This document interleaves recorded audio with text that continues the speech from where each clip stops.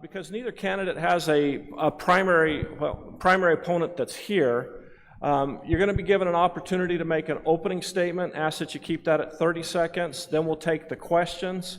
You will not have an opportunity for a closing statement today. No, just you have the opening and questions is what we're going to do today. So on the stand with us today, we have Ken Bennett, who is the Republican candidate for governor, and Kelly Fryer, who is the Democrat candidate. Mr. Bennett, if you'd go ahead and make your opening statement. Thank you. Thank you.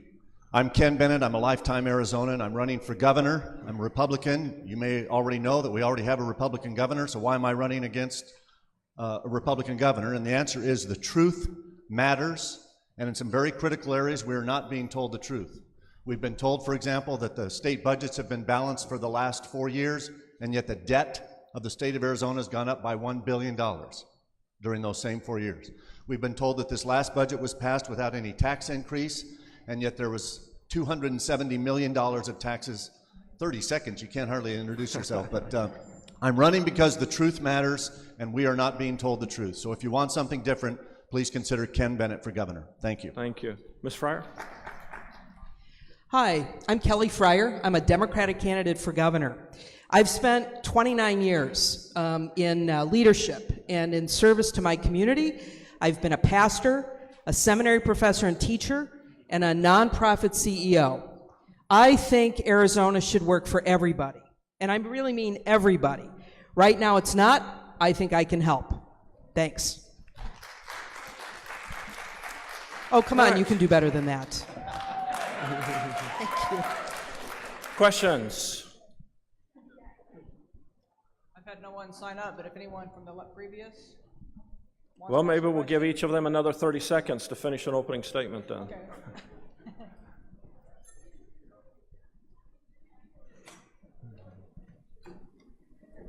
Again, my name's Marty Jenkins from Arizona City. Hi, Marty. Hi.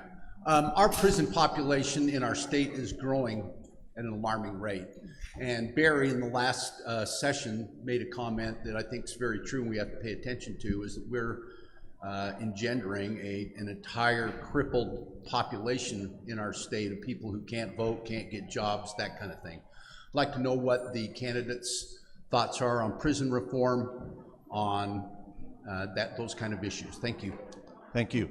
I do support judicial and prison reform so that we're putting as few as people possible behind bars and using other alternatives to address the things that they need to do to pay for crimes they've committed, but not take away all of those rights and responsibilities that they may have enjoyed. So whenever we can, we should look for ways to use other methods of being holding them accountable, but we don't need to think of putting somebody in prison every time they've done something a little bit wrong. So I would support that. Just by the way, the state budget is about $10.4 billion a year. The Department of Corrections is about 1/10 of that. So we spend about $1 billion a year of the state general fund money in our Department of Corrections and our prison and court system. So it's a pretty significant chunk, and whenever we can use those dollars more efficiently, and instead of incarcerating everybody for the littlest of things, use other methods, I would support looking at that. Okay. Ms. Fryer? So the state of Arizona incarcerates per capita more people than almost any other nation in the world. Right? Why? Is it because there are so many bad people in Arizona? No. I know that personally because since I started this campaign 6 months ago, I've traveled 28,000 miles around our state, and I've met thousands of people, and I have yet to meet a bad guy. I don't know, there might be somebody out there today, but Arizona doesn't have more criminals than other states. We incarcerate more people because we've allowed some people to make a profit off of that business, and that's wrong. So I'm with Ken. We spend way too much of our budget on prisons and on our criminal justice system. So here's some things I'm going to do. I'm going to end contracts with private prisons in this state.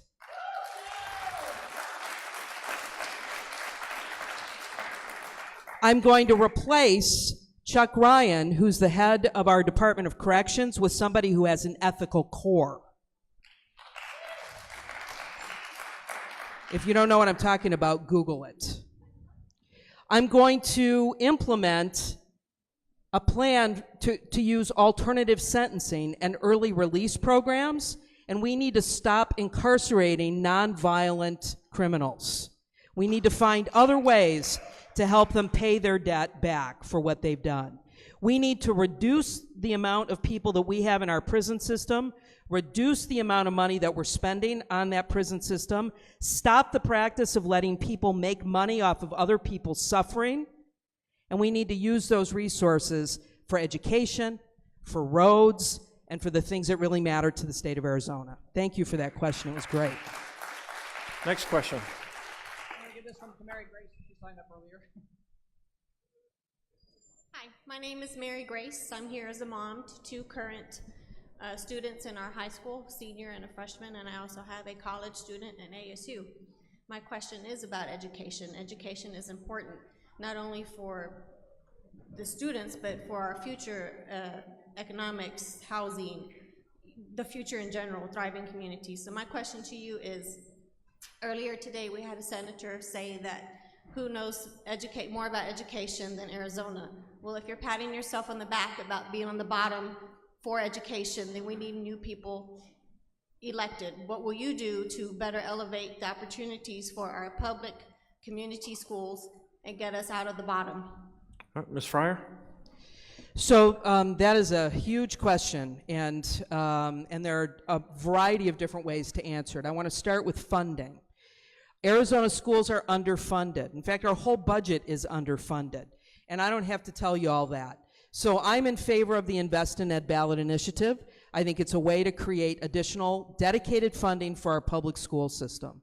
I'm opposed to Prop 305. I think that we need to stop using public money to pay for somebody to send their kid to a private school. I think we need to work really hard to make sure that if parents are sending their kids to charter schools, those charter schools should be as accountable to the public as our local district public school. And I'll be honest with you, since the whole educational plan in this state has been about privatizing education and putting dollar signs on the foreheads of our kids, I think once we start holding charters to those higher standards, they're going to become very rare in the state of Arizona. Now, that isn't to say that there aren't some great charter schools. There are. But I think we need to be very, very careful about how we invest our dollars. And I think that the best school for every kid in every neighborhood, in every county across the state of Arizona, should be the local district public school, and they should be the best schools in the world.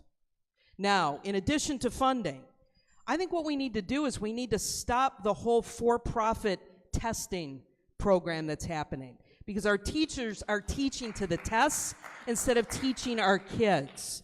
And I think we need to give our teachers more flexibility in their curriculum and in the way they teach, because teachers go into teaching not because, they go into teaching because they love kids and they love to teach, and they start out joyful, and by the time they end up worrying about how to pay their bills and having to use this strict curriculum, they lose that sense of joy. I think our kids will learn better if their teachers are happy and joyful and able to bring their creativity.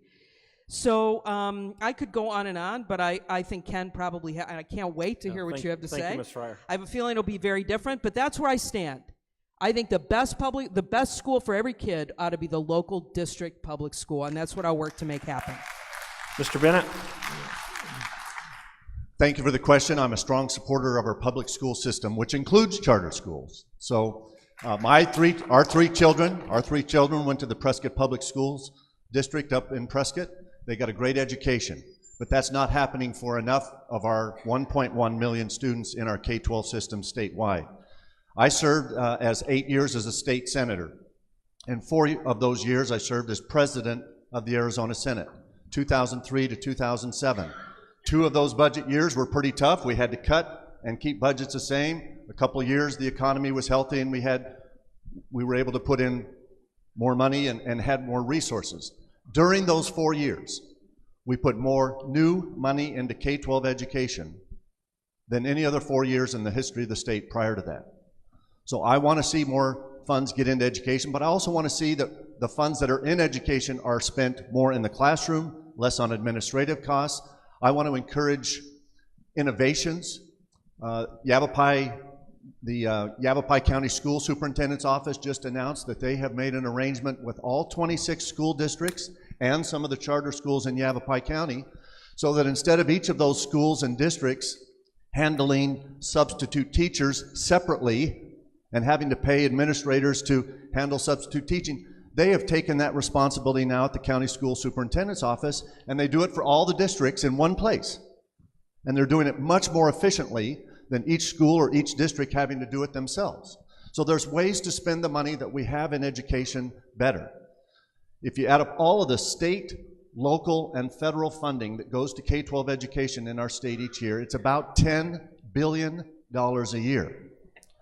As I mentioned earlier, we have 1.1 million students. If you divide that out, that means that somewhere in the system we're spending about a little over $9,000 per student per year. If the average class size is around 30, that means somewhere in the system for those 30 students we're spending 30 times 9,000, $270,000 a year. And the average teacher salary in Arizona is about $50,000. So I'd like to see us also focus on ways to get more money into the classroom. I suggest we use what I call priority-based budgeting. Have the schools and the districts identify what their first priority is. For me, that's teacher salaries, teachers and the salaries that they are paid. And put your first dollars, add up all the money you have from state, local, and federal, put the first, whatever percent you think is appropriate for your first priority in a bucket that can only be used for that first priority, teacher salaries. What's your second priority? To me, it's an educational leader. We call them principals in each school. Third, you might have to turn on the electric bill and pay the lights and all of that. You're going to have dozens or scores of priorities, and you're going to run out of money sometime, but run out of money on priority 107. When you run out of money on priority 107, if you have 108 that you want to do, you don't get to take money out of teacher salaries to pay for priority 108. You got to work backwards from that point and take money from 107, 106, 105 if you still want to do something in 108. But you should not be able to take money out of the number one priority, which is teacher salaries. So there are some things that we can do. I'm a big supporter of public education, but I'm also a supporter of choice. So I support charter schools, and one of the best choices, as Kelly said, that a parent should have is their public school, but I believe that they should have other choices as well. Thank you.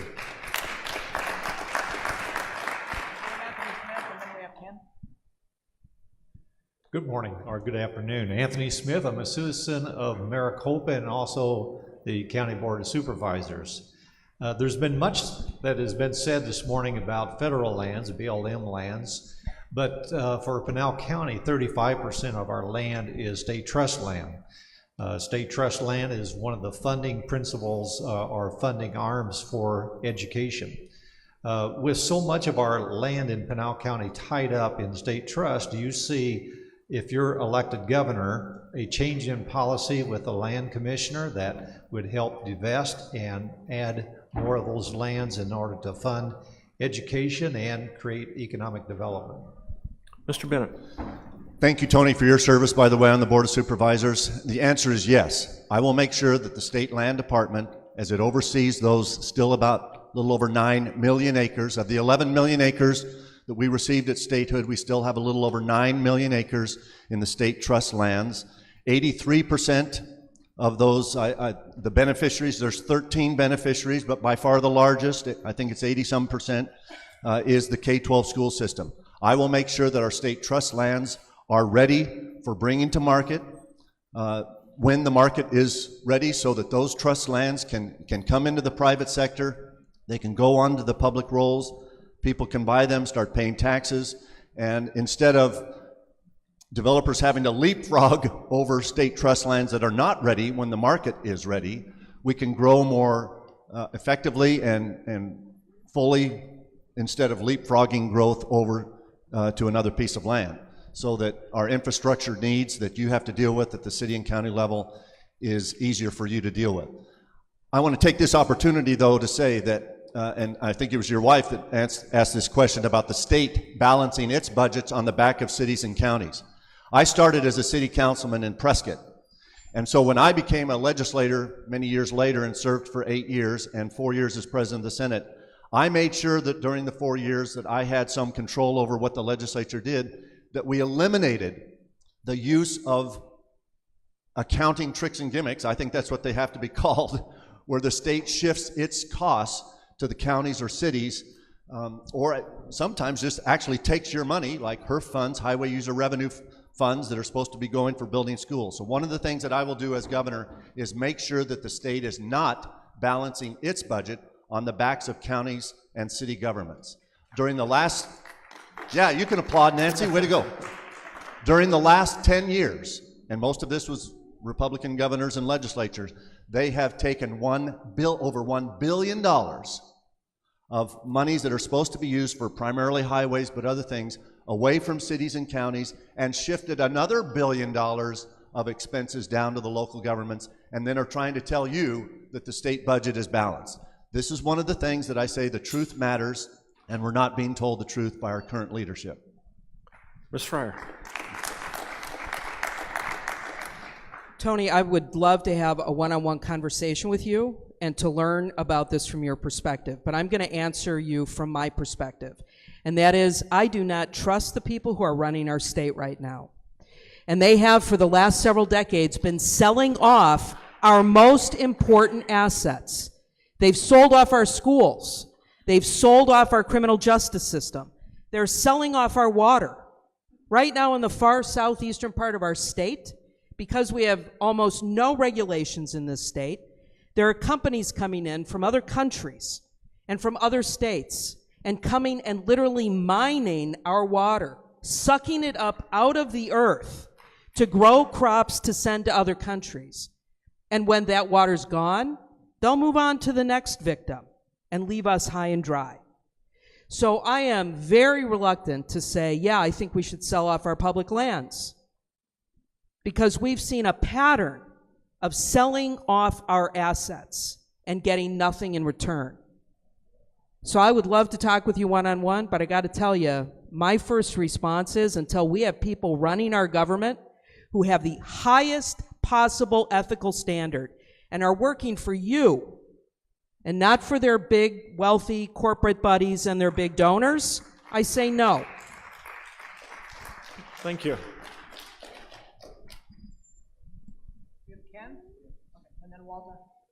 So, Ken Barrett, I live here in Maricopa. So my question is, a number of states have recognized the issue of climate change and have either taken statewide action or legal action against the federal government. I'm just curious what your opinion is on either the topic and that approach.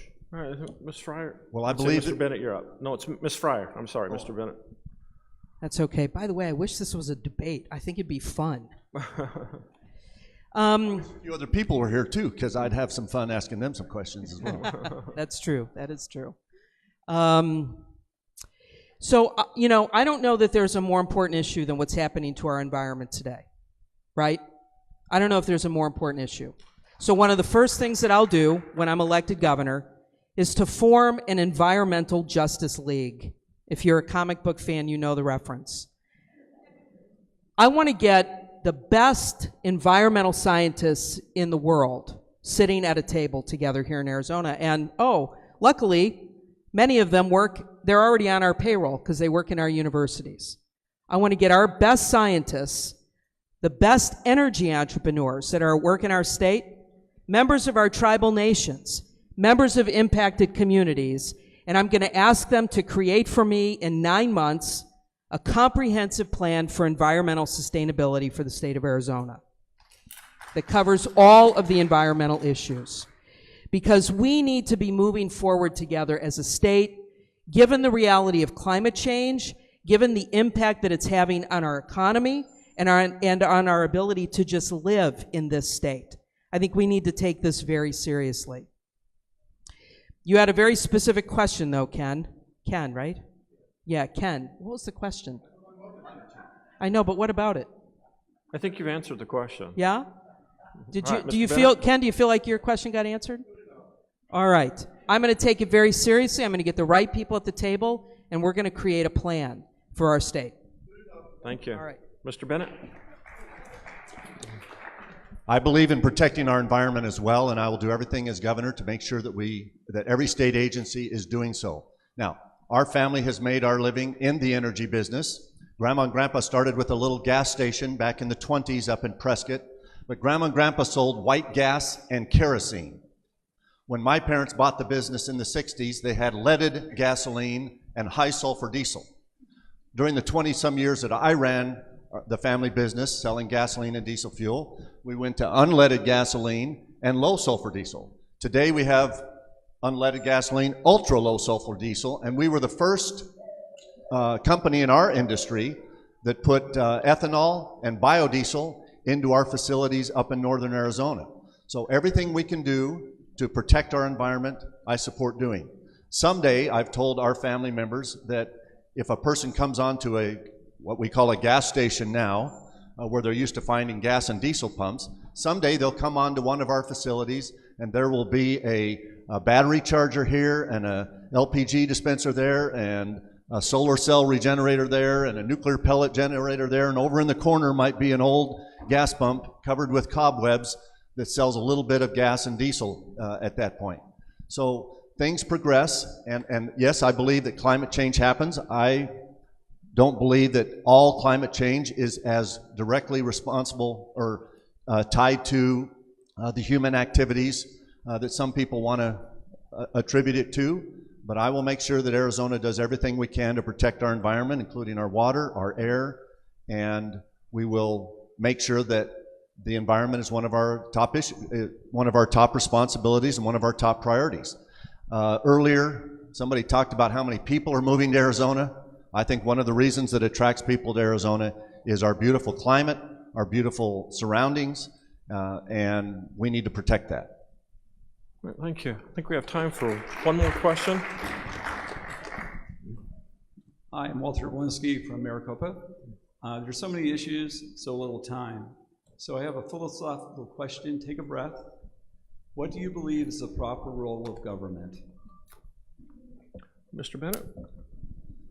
Proper role of government is to protect the rights of the citizens and to do only those functions that they have been constitutionally authorized to do that the citizens usually cannot do for themselves, such as in the federal government's case, national defense. If you go to the Article 1, Section 8 of the U.S. Constitution, there's only about 17 items that are assigned to the federal government as responsibilities given to it by the people.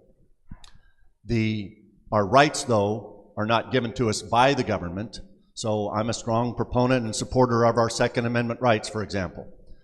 I have been endorsed by the Arizona Citizens Defense League, PAC, who looked at some of the things that the governor was trying to do that they felt and many others thought would jeopardize our Second Amendment rights, and he proposed a bill related to school safety that couldn't even get through a Republican-controlled legislature because it was focused too much on taking guns away from people. But the Second Amendment doesn't give us our Second Amendment rights. It says that our right to keep and bear arms shall not be infringed. And so I think the role of government is to protect our individual rights and do those few things, national defense, things related to education, that people probably cannot do for themselves. Well, thank you. Ms. Fryer? So according to the state of Arizona Constitution, the role of the state is to protect and defend individual rights. And it's that simple. It's one sentence.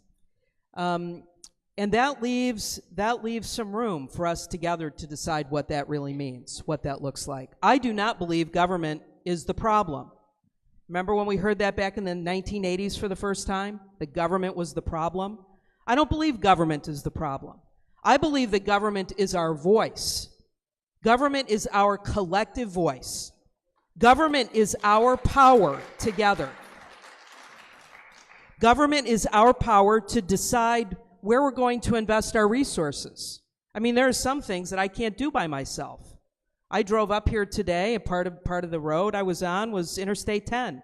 And I was driving along. I actually thought to myself, if I wanted to get to Maricopa City today for this debate, I don't think I could manage building a road myself to get there. There are some things we can only do together. Government is our power to decide what we're going to do and how we're going to do it. And so, what I have a problem with is politics. That's what I have a problem with. Politics in this country and in this state has broken our government. I wake up every single day and think, how can I make the world a better place for people in my community? That's the kind of governor I'll be. I think that's the kind of government that you deserve.